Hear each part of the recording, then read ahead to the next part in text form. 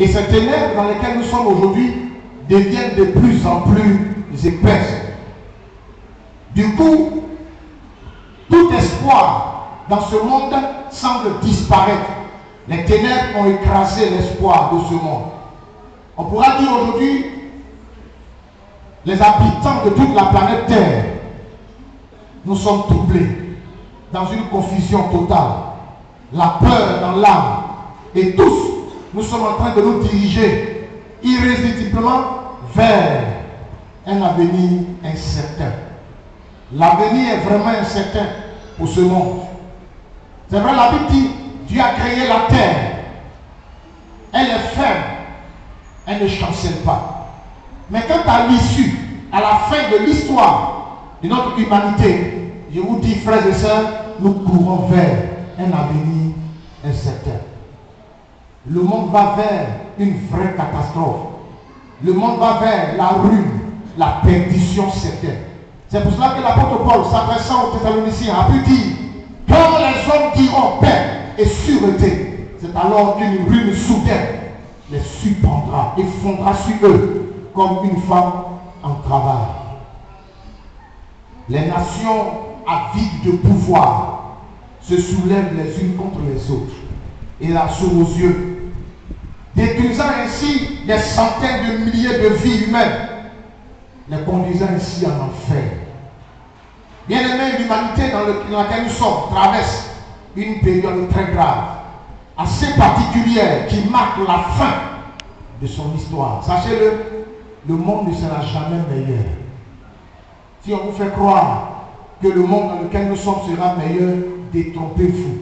Lisez la Bible. Au fur et à mesure que nous tendons vers la fin des temps, le monde connaîtra de plus en plus de difficultés, de confusion, de violence.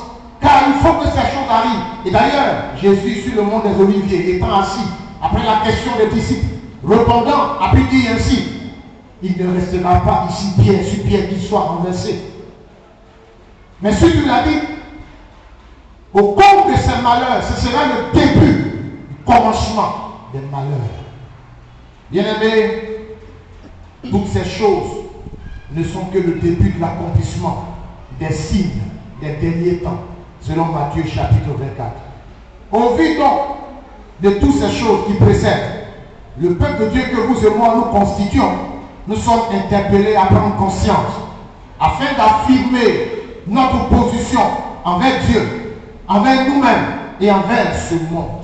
Chaque jour que Dieu fait, il faut affirmer et réaffirmer sa position vis-à-vis de Dieu et vis-à-vis de ce monde, même vis-à-vis de toi-même. Où en es-tu avec Dieu? Ceci nécessite une compréhension très claire de trois grandes choses que je voudrais partager avec vous assez rapidement. J'ai le pasteur Maxime qui est là, qui, dès qu'il est là, il me fait signe et puis je m'arrête. Fini ou pas, je m'arrête.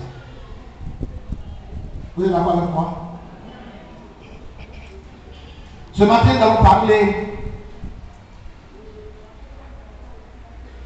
sur le thème l'Église de Jésus-Christ vue sous ces trois grandes expressions. L'Église de Jésus-Christ sous ces trois grandes expressions, quand on la regarde. Avant donc d'arriver de façon directe au thème, nous allons faire un petit détour. Un petit détour pour parler des trois visages d'abord de Jésus. Christ sous ces trois visages. Quand on regarde Jésus, il nous présente trois visages. Et pour les résumer, dans les évangiles, donc Matthieu, Marc, Luc, Jean, les quatre évangiles, sachez, pour votre information, pour ceux qui ne savent pas, il y en a qui savent déjà, les quatre évangiles présentent aussi quatre visages de Jésus. Matthieu présente Jésus comme roi, d'où les expressions. Vous voyez dans Matthieu, Jésus donne beaucoup d'ordres. Allez, allez. Et d'ailleurs, le dernier verset, allez, ou du moins le verset 28. Allez, faites de toutes les nations des disciples. Allez. Parce qu'un roi, il ne demande pas de permission. Un roi, il donne des ordres. C'est pour cela que dans Matthieu, on parle trop de généalogie. pour montrer l'origine royale de Jésus. Marc nous parle de Jésus en tant que serviteur, doulos, donc esclave de Dieu, un bœuf. Donc c'est le visage de bœuf. Alors que dans Matthieu, c'est le visage de lion. Dans Luc, c'est le visage d'un homme, donc un visage humain. Et Luc présente Jésus comme étant l'homme parfait. Un homme parmi les humains, dans notre humanité, corrompu, mais il a gardé une dignité, une vie de sainteté absolue. Et dans Jean nous présente Jésus sous le visage d'un aigle, fils de Dieu. En tant que Dieu, au commencement était la parole était avec Dieu, la parole est Dieu, tout ce qui existe a été fait par la parole. Voici donc les 4 visages de Jésus dans les 4 évangiles. Mais en même temps, les évangiles dans leur ensemble présentent Jésus sous un autre visage. Je parle de 3 visages maintenant. Le premier visage dans les évangiles, Jésus est vu ou est démontré, est présenté par tous ces 4 évangiles comme le Père et le Sauveur. Jésus est remarqué, est vu comme un Père, un Sauveur. Il est plein de grâce, il est plein d'amour, il est plein de compassion. Il est à la recherche de l'homme pécheur pour le sauver. Et il dira lui-même, le Fils de l'homme est venu chercher et sauver ce qui était perdu. Donc, tous les évangiles nous présentent le Seigneur, notre Dieu, plein d'amour, un Père, un Sauveur. Quand on arrive dans les épîtres de Paul ont écrit jusqu'à 14, et les autres ont écrit quelques-unes, mais l'ensemble des épîtres, en dehors de l'Apocalypse, les épîtres présentent Jésus comme étant le Seigneur et le Maître, le propriétaire absolu, incontesté et incontestable. Si dans les évangiles hier, il s'est présenté à nous comme le Seigneur, comme le Dieu d'amour, le Père, aimant ses enfants, donc il est cajole, il est pris avec amour, avec tendresse, il a compassion. Mais sachez-le, Jésus ne restera pas dans cet état-là. Aujourd'hui, nous sommes dans ce contexte où Jésus est toujours présenté comme le Père, le Seigneur plein d'amour, plein de compassion, plein de pitié, plein de grâce. Il nous fait grâce. Mais demain, selon les épîtres, le deuxième visage de Jésus, ce sera le visage de Seigneur, de Maître, de propriétaire. Dès cet instant, la chose devient très sérieuse. Ça veut dire quoi? Le côté grâce, le côté Seigneur, bonté, compassion, tend vers sa fin. Où Jésus va entrer dans une autre dimension de sa personne. Où il ne va plus traiter l'homme avec tendresse, mais il va passer à une vitesse moyenne, car la supérieure est à venir. Et dans cette vitesse, il montrera à chaque être humain vivant sur terre, et même à chaque être spirituel, que c'est lui, l'unique, le seul et le vrai propriétaire de tout. Ainsi, les puissants de ce monde seront obligés de capituler face contre terre pour reconnaître sa souveraineté. Les évangiles nous le disent, frères et sœurs. Le Seigneur de son Église, c'est lui qui bâtit son Église et qui distribue les ministères, selon Éphésiens chapitre 4, verset 11. L'Église n'appartient pas à un pasteur, qui qu'il soit. C'est malheureux aujourd'hui de voir les super bishops, archibishops. Il y a même un confrère qui a trouvé le nom patriarche dans l'Abidjan. Le patriarche de qui? Nous connaissons des patriarches bibliques. Abraham, Isaac, Jacob, Joseph. Voici les patriarches. Les Moïse. Mais toi, tu es patriarche de quelle époque et de qui? Un patriarche, c'est qui? C'est pas n'importe qui est patriarche. Tu n'as même pas 50 ans que tu es patriarche. Depuis quand? Il y a quelqu'un qui a pris un taxi.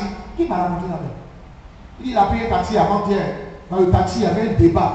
Un prophète et sa fiancée. Dans un taxi. Et les deux discutent. Il dit à sa fiancée, lui, il est prophète des nations. Sa fiancée se plaint parce qu'il côtoie avec les femmes. Je ne suis pas prophète pour toi seul. Je suis prophète pour tout le monde. Prophète des nations. Regardez-moi un comédien présentant de premier rang. Frère, l'église, c'est la chose du Seigneur des Seigneurs. C'est pourquoi nous disons, ne vous tombez pas. Surtout ceux qui sont impliqués dans la politique jusqu'au bout. Sachez qu'aucun être humain n'écrit l'histoire d'une nation. Détrompez-vous. Le vrai propriétaire de tout, qui écrit l'histoire des nations, il s'appelle l'Éternel des armées. Yahvé. Même si certains pensent l'avoir tué, mais on ne peut pas tuer l'Éternel des armées. On a entendu ça dans Côte d'Ivoire, là. On a tué l'Éternel des armées. Ça là, tôt ou tard, Dieu répondra. Oh, je vous garantis, on ne joue pas avec Dieu. On ne joue pas avec Dieu. Demandez aux gens de l'Ancien Testament. Il dit, tu ne prononceras pas le nom de l'Éternel ton Dieu en vain. Même les Hébreux qui ont écrit la Bible, quand ils écrivaient la Bible, pour que nous on ait aujourd'hui la Bible, quand ils se trompaient, la plume avec laquelle, en écrivant, ils se sont trompés, cette plume-là, on la nettoie 7 fois. On l'enterre. Vous allez en Israël, les Juifs ne prononcent pas le nom de Dieu. C'est ce qu'on appelle en théologie tétragramme. Yahvé. Yahvé, c'est écrit Y-W et V. C'est comme ça que les Hébreux écrivent ça. C'est nous, on a écrit W-A-V-E. Yahvé. Et c'est pas comme ça. Aucun Juif ne peut appeler Dieu comme ça, Dieu comme on dit là. Où on s'assoit, c'est on dit, on va donner d'armée qui est vivant, qui est puissant. Tellement ils ont du respect, tellement les Juifs craignent Dieu. Et ils craignent Dieu pourquoi? Ils ont vu Dieu exterminer des milliers de personnes. C'est nous, on s'amuse avec Dieu, le Seigneur de son Église. Ce monde n'appartient pas aux politiciens, s'il vous plaît. Ce monde n'appartient pas au Obama ou à qui encore, Cameroun, je ne sais pas. Ce monde appartient au vrai propriétaire, le Seigneur de l'univers. Et c'est comme ça que Paul et tous les apôtres qui ont écrit nous présentent Dieu. Le troisième visage, il nous est présenté dans l'Apocalypse. L'Apocalypse nous présente Jésus sous le visage d'un juge combattant, un juste juge combattant, un juste juge combattant. Mais bien aimés frères et sœurs, dans ce sens, les choses deviennent encore plus sérieuses. Hier, il était Seigneur, Père, Sauveur. Aujourd'hui, il va devenir maître, ou dans peu de temps, il va devenir maître et propriétaire. Donc, celui qui va réclamer tout ce qui lui est dû. Demain, à la fin des temps, quand l'Église sera enlevée, il se présentera alors comme le juste juge combattant. Et l'Apocalypse, il est assis sur le cheval blanc. Il part en conquérant contre les nations. Son habit est tacheté de sang. Il revient vainqueur. La Bible le présente par la bouche de Jean qu'une épée sort de sa bouche à double tranchant. Ici, l'épée, c'est le symbole de la parole, de l'autorité, de la puissance. Jean-Baptiste a dit, ses yeux sont comme des flammes de feu et ses jambes sont comme des reins déposés dans du feu. Un rein poli. Ça dit, frères et sœurs, les jours viendront où Dieu, il sera méconnaissable. On dirait même que Dieu n'a pas créé l'homme, parce que Dieu va massacrer l'être humain à cause de son péché. Il frappera même son église, il jugera son église sévèrement, afin de la purifier, car l'église est sa fiancée. C'est pour cela d'ailleurs il a dit, quand je m'en serai allé, un autre viendra. Oh, nos amis les musulmans pensaient qu'un autre en question, ça, c'est Mahomet. Non, selon notre texte biblique, selon les écrits sacrés, ce autre qui viendra n'est personne d'autre que la personne du Saint-Esprit. Il vient pourquoi? Il vient pour entretenir, embellir, nettoyer, laver, pomponner, n'est-ce pas, maquiller la fiancée, la préparer pour le prochain mariage. Quand le fiancé descendra sur les nuées pour chercher l'église. Mais il frappera l'église. Il va désinfecter sa fiancée. Tout ce qui est scorie, tout ce qui est impureté, Jésus va mettre ça de côté. Car Paul dit, je dois présenter au Fils une épouse sans tache ni ride. Les rides, ce sont les signes de vieillesse, de fatigue. L'Église doit te présenter au Père sans ces choses-là, mais une fiancée propre.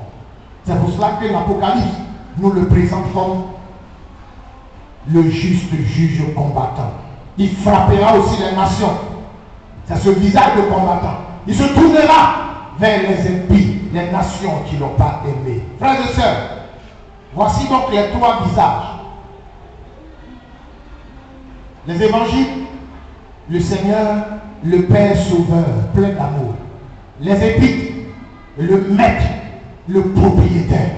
Et l'Apocalypse, le juste juge combattant, celui qui juge tout. Après donc ces trois visages présentés, voyons l'Église, elle aussi, ces deux visages. L'Église a deux visages. Et chacun de nous ce matin se retrouvera dans un de ces visages. Nous allons commencer à lire des textes. Apocalypse chapitre 2, le verset 3. Dans ce texte, il dit ceci. Mais ce que j'ai contre toi, c'est que tu as abandonné ton premier amour. Reproche. Jésus qui fait des reproches à son Église. Et dans ce texte, ce qu'on peut tout de suite remarquer, c'est que l'Église est présentée sous le visage mondain. Le visage mondain. Et quelqu'un a dit, j'ai cherché l'Église dans le monde. Je n'ai pas vu l'Église, mais j'ai cherché le monde dans l'Église et j'ai trouvé le monde dans l'Église. Aujourd'hui, l'Église est dénaturée, modernisée. La vie chrétienne est modernisée. Les gens viennent à l'Église, mais en réalité, le fond du christianisme vrai n'existe pas. Bien-aimés, ne vous trompez pas. Il y en a qui croient être sauvés, mais ils seront étonnés le jour où la trompette sonnera. Parce qu'en réalité, tu n'es pas converti. Tu ne connais pas le Seigneur. Tu penses que tout va bien. Oh, tout le monde dit, la vie chrétienne, c'est dans le cœur. Oui, dans le cœur. Mais est-ce que tu es sûr que tu as touché la base qui est Christ? Le visage mondain. Combien de chrétiens ne se comportent pas comme des païens? Il n'y a pas de différence entre eux et les païens. Visage mondain. Jésus dit, tu as perdu ton premier amour. On vient à l'église, on n'aime pas Dieu. Car quand on aime Dieu, ça se sent. Nous parlons de service, de qualité pour Dieu. Notre engagement pour Dieu et pour les intérêts de Dieu. C'est dans cette crise en Côte d'Ivoire qu'on a découvert les vrais ennemis de Dieu dans l'église. On a vu des diacres, même des anciens, d'où moi j'étais avant de venir, qui sont allés jusqu'à mentir qu'il y a armes dans l'église, des diacres. Ils sont allés appeler FSI. On a reçu près de 5 véhicules 4x4. On a braqué fusil sur moi. On a chargé, on a voulu tirer sur moi parce qu'on leur a dit un diacre qui est étranger. Il y a armes dans l'église. L'église que lui-même est dedans. Et tous les dimanches matin, il prend 5 cents pour partager. Les gens sont venus fouiller de fond en comble l'église à 3 reprises. Voici des gens. Et aujourd'hui, à cause de la politique, il y a des gens qui sont prêts à sacrifier les intérêts de l'église pour leur parti politique. Tu es quel genre de chrétien, toi? Et tu es sûr que tu es sauvé? Tu iras en enfer. Même des pasteurs sont dans ça. Il y a des gens qui savent, qui sont dans le mysticisme, dans leur affaire de politique, mais ils préfèrent ça et de marcher sur les intérêts de Dieu. Tu iras en enfer. Car la Bible déclare, il ne rendra rien de souillé dans le ciel. Autant quitter l'église, il ne va faire la politique dehors. Ici, nous servons le Seigneur. Quelqu'un dit Amen. Ici, on sert le Seigneur. Oh, je ne t'empêche pas d'être dans un parti politique. Mais fais ça dans ta chambre. Mais surtout, dans ta politique, sois sûr que Dieu est avec toi. Car n'oubliez pas, on touche sur la terre ici, là, la finalité de tout, c'est Dieu. Si tu dois être dans la politique, dans des affaires, façon, et mourir dans l'enfer, ta vie, tu termineras comme un chien. Un chien, quand il meurt, personne ne pleure. Même ceux qui pleurent pour les chiens, ça, ils n'ont rien à faire, ouais. Chien qui est mort. Demain, je peux parler d'autres chiens. Là, des chiens. Tu vois des gens qui pleurent quand leur chien est mort. Chien. Mille est mort, ils pleurent. Frère, je suis très sérieux ce matin. Faisons attention. Nous tendons vers la fin des temps. Paul nous a avertis. Dans la fin des temps, il y aura des temps très difficiles. Les gens vont vouloir entendre ce qu'ils ont envie d'entendre. Et attention, c'est dans quoi tu es, le visage mondain. Et sûrement, tu viens à l'église tous les jours, mais tu es assis là. En fait, tu es dans l'église qui a un visage mondain. Et là, dis à ton voisin, ça là, je ne suis pas dedans. Le deuxième visage de l'église qui nous est présenté, toujours dans Apocalypse chapitre 2, le verset 7. Il dit que celui qui a des oreilles entend ce que l'Esprit dit aux églises. À celui qui vaincra, je donnerai à manger de l'arbre de vie qui est dans le paradis de mon Dieu. Apocalypse 2, verset 7. Ici, c'est le visage de vainqueur de l'église qui est présenté. Et moi, je suis convaincu dans mon cœur, moi, pasteur quoi, je fais partie d'une telle église. Amen. L'assemblée des vainqueurs. Ceux qui auront droit à entrer dans le paradis de Dieu. On lutte sur la terre, on ne sait pas. Moi, je ne dis que pour ça. Parce que, quelque chose, ce que tu as dans ce monde, tu mourras un jour. N'oubliez jamais ça. Qui que vous soyez, vous mourrez un jour. Mais la mort, c'est la fin de ton parcours ici-bas. Tu feras face à l'éternité. Un autre monde où la loi des politiciens ne tient pas debout là-bas. Où il y en a un seul qui donne les ordres, l'Éternel. Faisons attention. Le visage vainqueur. Voyez-vous, Jésus parlait ici, dans ce texte, de son Église, par son esprit. Il a dit d'abord ce que j'ai contre toi, qui a un visage mondain. Mais après, il s'adresse à son Église pour parler de l'Église vainqueur. Et l'Église vainqueur, son langage, c'est quoi? Viens, Seigneur. Parce qu'elle est prête. Dites-moi, là où vous êtes assis ce matin, là où on est assis les uns les autres, est-ce que chacun de nous ici, de façon honnête et sincère, peut faire monter vers Dieu cette prière pour dire, Seigneur, ce matin, viens. C'est sûr? Tu es sûr de pouvoir dire ça? Quand tu sais que tu n'es même pas prêt, tu vis entièrement dans le péché. Tu ne peux pas dire viens Seigneur. Or, dans l'Apocalypse, on dit l'Église et l'Esprit disent viens Seigneur. Ça, c'est l'Église concurrente. C'est l'Église vainqueur. Et Jésus, dans les reproches qu'il a fait à faire à ces églises, ces sectes de l'Asie mineure, il terminait toujours ses reproches par l'expression à celui qui vaincra. S'il n'y a pas de combat, on ne parlera jamais de victoire. C'est parce qu'il y a combat qu'il parle de celui qui vaincra.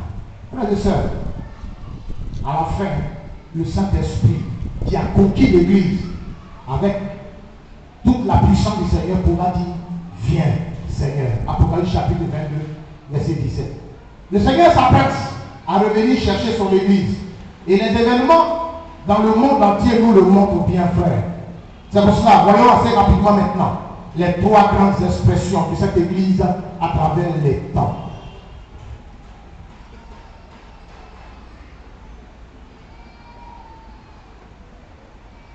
La première expression de l'Église du Seigneur, c'est l'Église triomphante. J'espère que vous n'êtes pas mélangés. Ça va? C'est pas en haut, c'est bon? Ça va? Ça veut peur. Moi, ça me fait peur. Parler du retour de Jésus, c'est toujours dérangeant. Est-ce que vous me suivez? J'ai montré les 4 facettes de Jésus. Matthieu, roi. Marc, le bœuf, donc serviteur. Luc, l'homme parfait. Jean, le Fils de Dieu, donc Dieu. Les évangiles présentent Jésus comme étant le Père, le Sauveur. Les épiques le présentent comme étant le Seigneur, le maître, le propriétaire, l'Apocalypse, le présent, comme le juste juge combattant. Et j'ai présenté maintenant les deux visages de l'Église. Le visage mondain et le visage le visage le visage le vainqueur. Maintenant, nous parlons des trois expressions, donc le thème lui-même, les trois expressions. La première expression est ce que je viens d'annoncer, l'Église triomphante. 1 Thessaloniciens, chapitre 4, verset 13 et Apocalypse, chapitre 14, verset 13. Lisons ces deux textes. 1 Thessaloniciens, chapitre 4, verset 13, nous dit ceci. Nous ne voulons pas, frères, que vous soyez dans l'ignorance au sujet de ceux qui dorment, afin que vous ne vous affligez pas comme les autres qui n'ont point d'espérance. Car si nous croyons que Jésus est mort et qu'il est ressuscité, croyons aussi que Dieu ramènera par Jésus avec lui ceux qui sont morts. La question de la résurrection qui posait problème entre les Sadducéens. Sadducéens, c'est un groupe de personnes qui ne croyaient pas à la résurrection des morts. Pour eux, si tu es mort, tu es mort. Donc c'était ce débat qui était en vogue dans la ville de Corinthe et dans l'église, pardon, dans la ville de Thessalonique et dans l'église. Et Paul est allé pour mettre de l'ordre, et c'est là qu'il a prononcé ce discours important et qui touche le futur de l'église. Donc un discours eschatologique. Apocalypse chapitre 13, verset 14 nous dit ceci. Et j'ai entendu du ciel une voix qui disait, écris, heureux dès à présent les morts qui meurent dans le Seigneur. Oui, dit l'Esprit, afin qu'ils se reposent de leurs travaux, car les œuvres, sinon leurs œuvres les suivent. Alléluia. Bien aimé, cela signifie, ou cela définit par le temps passé de l'Église. Quand on parle de l'Église triomphante, l'Église triomphante c'est quoi? C'est l'ensemble de tous ceux qui ont cru, qui ont été sauvés depuis le temps de Jésus jusqu'à ce que la mort les prenne. Les gens qui ont connu Christ, l'ensemble de tous ceux qui ont cru et qui sont morts actuellement. Suivez-moi très bien. L'église triomphante, en fait, elle n'existe plus physiquement, mais elle existe spirituellement. Et j'ai dit, c'est l'ensemble de tous nos frères, de toutes nos soeurs qui nous ont dévancés. Ils ont servi Dieu, ils ont cru en Christ. Depuis que Christ est venu, nous sommes aujourd'hui en 2000, mais en attendant en 2021. Je vous informe. On est entre 2020 et 2021, en tenant compte du calendrier hébraïque. Car les gens, en comptant les années, ont laissé 5 ans en arrière, 5 ou 6 ans en arrière de la vie de Jésus. On ne peut que répéter l'histoire, car on a plusieurs fois dit, le prêtre moine qui a commencé à compter 1, 2, 3, 4, parce qu'avant on faisait 1000, 999, 998, 997, on comptait en reculant. C'est ce prêtre moine qui a commencé à compter 1, 2, 3 pour aller devant. Et quand il a fait ce travail, c'est quand il a vu Jésus. L'année où il a vu Jésus, il a dit l'an 1. Alors que Jésus avait entre 5 et 6 ans. Il a donc laissé les 5-6 ans là. Donc présentement, je vous informe, on est en 2020 ou 2021.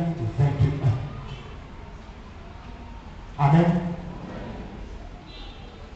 Donc depuis ce temps, c'est 2000 années. Tous ceux qui ont cru en Jésus, il y en a qui ont été brûlés vifs. Il y en a qu'on a donné au lion, ils ont mangé. Il y en a qu'on a décapité. Il y en a qu'on a persécuté jusqu'à la mort. Même tous les 12 apôtres ont été massacrés. Tous ces gens-là, c'est eux qui constituent l'église dont nous parlons. Le visage de l'église triomphante. Ils ont vécu. C'est pourquoi l'Apocalypse nous dit, ils se reposent de leurs œuvres. Et leurs œuvres les accompagnent, les suivent. Amen. Frères et sœurs, cette église triomphante qui se repose en attendant la bienheureuse espérance, elle a triomphé du monde, elle a triomphé de son système, du péché, elle n'a plus rien à voir avec ce monde. Et tout se repose. Tous nos frères et toutes nos sœurs endormis dans la mort, actuellement ils attendent que la tempête sonne. Paul dira dans Thessaloniciens, au son de la tempête de Dieu, à la voix d'un archange, au signal, le Seigneur descendra du ciel. Et les morts en Christ ressusciteront premièrement. Et nous les vivants, transmués, transformés, nous serons enlevés avec eux sur les nuées dans les airs, à la rencontre du Seigneur pour toujours. Amen. Tous ces frères et toutes ces sœurs constituent cette église. Donc, tu n'es pas dedans. Dis à quelqu'un, je suis encore vivant là. La même temps dit bientôt je ferai partie de ceux-là. Dis-lui bientôt je ferai partie des deux triomphants. Aïe, tu veux où? Tu veux pas où? Tu vas te toucher 180 degrés un matin. Moi-même j'ai prêché à ta veille. Moi je dois aller jusqu'à 120 ans. Non, on n'est pas la même chose là. Parce que m'a dit et puis il prêche. Repos. Tout le musique chante. Tu es bougé là. L'église triomphante. On a découvert sur la tombe de quelqu'un. Je ne sais pas si ça a William City. Ils ont écrit ici repose celui qui ne s'est jamais reposé. Il s'est rien passé, il faut regarder ça. Tu ne te promènes pas pour vous prêcher, tu ne te reposes pas là. Ici repose celui qui ne s'est jamais reposé. Et puis on a bien l'autre, ils ont écrit j'ai été ce que vous êtes. Bientôt vous serez ce que je suis. Je dis oui, les gens écrivent des bonnes choses dans la vie. Quand toi-même tu vois ça, tu réfléchis, tu as pas contre ça. Mais comme quand l'homme quitte cimetière, quand il arrive, il oublie ce qu'il a vu. Il continue comme s'il devait un autre. Frère, l'église triomphante. Deuxième visage, ou deuxième expression. Deuxième expression, c'est l'église militante. L'église militante. Depuis le temps des apôtres jusqu'à nous, tous ceux qui sont vivants en Christ, c'est l'église militante. L'expression militante, il faut oublier ton parti politique. Non, ouais, par exemple, on parle de militant, c'est nous, militant de prière. Prière dans quoi? Il faut dire qu'on soit militant de prière dans Christ. Il faut lui dire ça. Il est trop dans le militant de PDCI, FPI, quoi encore, NTN, MFA. En Afrique, c'est quand tu es politicien, tu as l'argent. Alors que chez les Asiatiques, quand tu es politicien, tu es pauvre comme un rat. L'argent se trouve chez les dans la société civile. Donc tout le monde veut être dans la politique pour devenir riche. Quand ton parent devient député, tu es bien. Militant, c'est l'église. C'est le temps présent de l'église, le temps actuel. C'est que tu apprends l'économie de la grâce. La parenthèse dans l'histoire de l'humanité. Et ça, c'est l'ensemble de tous ceux qui ont cru, qui sont sauvés, mais en espérance. C'est là que tout le problème. Dans Romains chapitre 8, verset 24 à 25, Paul dit, car c'est en espérance que nous sommes sauvés. Or, l'espérance qu'on voit n'est plus espérance. Ce qu'on voit, plus qu'on espérait encore. Mais si nous espérons ce que nous ne voyons pas, nous l'attendons avec persévérance. Paul dit des choses tellement fortes. L'église dont nous parlons aujourd'hui est en attente. C'est comme une femme enceinte. Les voisines des chambres. Une femme enceinte est en espérance.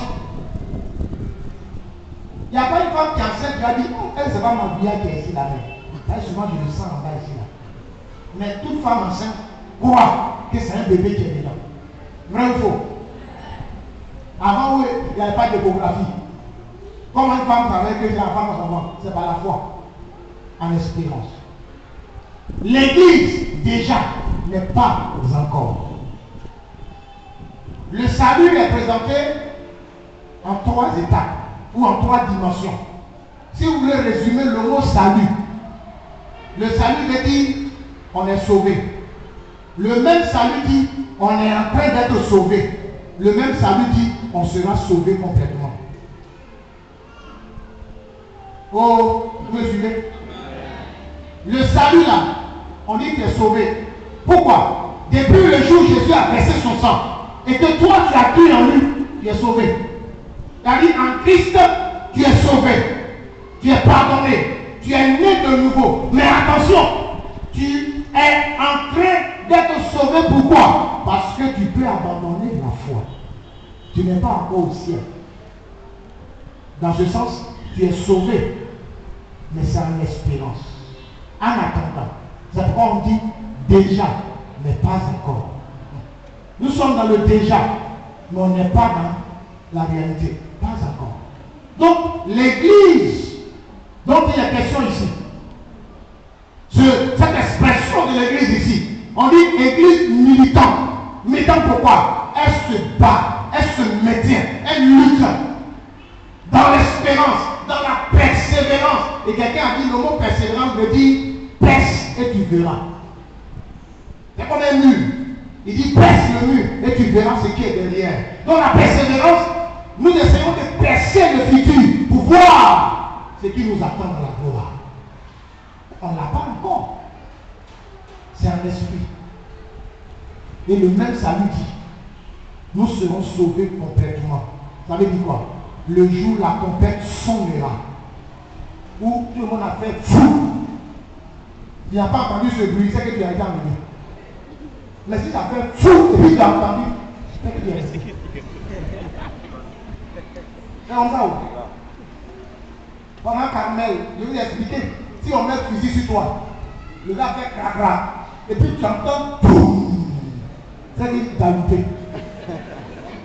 Il ne t'a même pas atteint. Mais s'il a fait crac-crac, tu n'as plus rien entendu. Il faut plus le laisser, j'ai parti la tête. C'est que tu es mort. C'est pourquoi il dit, au signal de Dieu, à la voix d'un archange, au son. C'est parce que tous ceux qui seront prêts entendront. Celui qui ne fera pas partie de l'église du Seigneur n'entendra pas ce son de trompette. Et il ne verra pas ce signe. Lisez attentivement. Quand vous lisez la Bible, ne vous pressez pas. La Bible s'explique elle-même. Quand on te dit au signal de Dieu, Dieu donnera un signal. Si tu n'es pas connecté à Dieu, tu ne verras pas ce signal. Au son de la trompette, si tu n'es pas dans le royaume de Dieu, tu n'entendras pas le son de la trompette. À la voix d'un archange, qui est païen jusqu'à demain. Ton grand frère est le diable, ton oncle c'est Satan, tes ennemis sont les démons, et tes meilleurs amis sont les sorciers. Tu avais dit que tu déjeunes chaque matin, c'est le mystique. Et tu es assis dans l'église et tu penses entendre la voix d'un archange. Un archange c'est qui? Un archange c'est ceux qui sont arrêtés devant le pavis céleste. C'est pour cela que celui qui est devenu la pierre, quand Jésus était enterré, on dit un ange est descendu du ciel. Il avait l'aspect du soleil. C'est assis sur la pierre. Et il a dit, fils, sors à ton père et ta paix. Il a dit quoi? Les gardes des tombes, les corps morts qui étaient là, sont tombés comme morts. En fait, ils étaient morts. Il y avait une puissance qui était sur l'ange. Mais pourquoi? Car cet ange a quitté la présence de Dieu, a envoyé spécial du ciel sur terre pour venir ressusciter le Fils de Dieu. Vous croyez que c'est un petit travail? Imaginez un peu, quand vous avez fait attention, un ange qui vient pour donner ordre, pour que le Fils de Dieu soit ressuscité, c'est pas n'importe qui. Il a quitté les paradis célestes avec toute la puissance du Père. Quand vous lisez Éphésiens, chapitre 1, presque tout le chapitre, on dit quoi? La même puissance, Dieu l'a déployée, l'expression déployée, c'est-à-dire que le royaume des cieux a rassemblé toute sa puissance pour ressusciter Jésus d'entre les morts. Une telle puissance. Et un ange qui vient pour représenter le royaume des cieux, pour ressusciter le Fils de Dieu, tandis que tous les autres anges étaient suspendus dans les airs, avec leur épée nue à la main. Et ils attendaient seulement un ordre pour taillader les humains. Mais un seul est descendu. Il a roulé le caillou là comme ça. Et puis il a fait ça. Yeah! Ils vont tomber comme des petits, des poules mouillées. Et l'ange dit, fils, le Père t'appelle. J'imagine, j'étais là quand Jésus est sorti, tous les anges, ils ont fait 2 rangs. Ils ont fait comme ça. Sois la bienvenue, sa majesté. Le ressusciter d'entre les morts. Frère, si tu n'es pas connecté à se ressusciter, tu n'entendras pas le son de la tempête. L'église militante, c'est maintenant. Il faut se battre pour se maintenir. C'est l'église qui lutte face aux épreuves. C'est toi, c'est moi. Toutes les épreuves que nous connaissons, sur tous les plans, les persécutions, le péché, on se bat pour survivre, frère. C'est l'église qui vit dans une époque de tous les grands défis. Et c'est maintenant. Nous sommes confrontés à tellement de défis. Nous faisons face aux événements de la fin des temps, avec l'accomplissement des signes qui sont d'ailleurs évidents. Frères et sœurs, est-ce que c'est facile aujourd'hui? De vous à moi, est-ce que la vie chrétienne est facile? Non. Là où on est assis ce matin, je suis convaincu qu'il y a des gens leur cœur bat. Le mois va finir. Comment payer mon loyer? C'est très compliqué. Il y a des jeunes filles qui sont assises là toutes belles. Les jeunes filles à Cameroun, vous-même, vous êtes tellement mignonnes, jolies. Le Seigneur vous a nettoyé, pomponné, apprêté. Mais les frères sont à deux. Il y en a même qui, actuellement, je suis convaincu, il n'y a même pas 100 francs pour payer, même coco bitter pour frotter sur la peau. Peut-être pour venir au culte, c'est une dimanche, tu as mis à tes cheveux pour aplatir un peu. Pourtant, tes belles copines de promotion, les gens avec qui tu as fréquenté, elles sont païennes, petites filles du diable, 2 petites filles du jaune, elles sont dans les bras des hommes, appartements meublés, dans des grosses voitures, et toi tu marches en tapette. C'est facile? Parce que tu as choisi de marcher avec Jésus. Mais pour l'heure, elles font la vie, mais le temps viendra, toi aussi tu seras dans la gloire. Amen. Tu seras dans la gloire. C'est difficile à marcher, à faire, mais il faut tenir, il faut persévérer. C'est ça l'église militante. On est sauvé, mais en espérance. Israël est l'horloge de Dieu, mes frères. C'est pourquoi je vous encourage, suivez les informations qui touchent Israël. Si vous ne pouvez pas suivre les actualités bizarres dans le monde entier, violence, suivez ce qui se passe. Le temps et le règne des nations tire à sa fin. Enfin, la dernière expression pour terminer, c'est l'église invisible. L'église invisible. Après l'église triomphante, l'église militante, c'est l'église invisible. C'est que nous appelons donc pas encore. L'église déjà, mais pas encore. Je l'ai brossé tout à l'heure. Et ça, c'est l'ensemble de tous ceux qui sont sauvés, mais dispersés à travers le monde. C'est aussi ceux qui sont de Dieu. C'est-à-dire, il y a des gens que Dieu, lui, voit. Ils ne sont pas encore dans l'église, mais Dieu, il les voit. Ils ne sont pas encore chrétiens. Ils sont dispersés dans le monde entier. Mais Dieu sait que lui, là, il se convertira. Celle-là viendra à moi. Cet enfant, quand il sera grand, il sera mon enfant, mon serviteur. Dieu voit ça. Mais toi et moi, on ne voit pas. Donc, cela constitue l'église invisible. Il y a également ceux qui ne sont pas encore nés. Il y a les enfants qui vont naître en 2015. Il y en a qui vont naître en 2016. Il y en a en 2020. Si Christ ne vient pas. Mais ceux-là, Dieu seul sait, parmi eux, ceux qui seront chrétiens. Même s'ils ne sont pas encore nés, mais dans la préscience de Dieu. Le mot préscience, ça veut dire que Dieu il sait tout d'avance. Le passé, le présent, le futur aussi, lointain soit-il. Tout est présent devant Dieu. Et donc Dieu il sait tout. C'est l'ensemble de toutes ces choses, de toutes ces personnes qui constituent l'église invisible.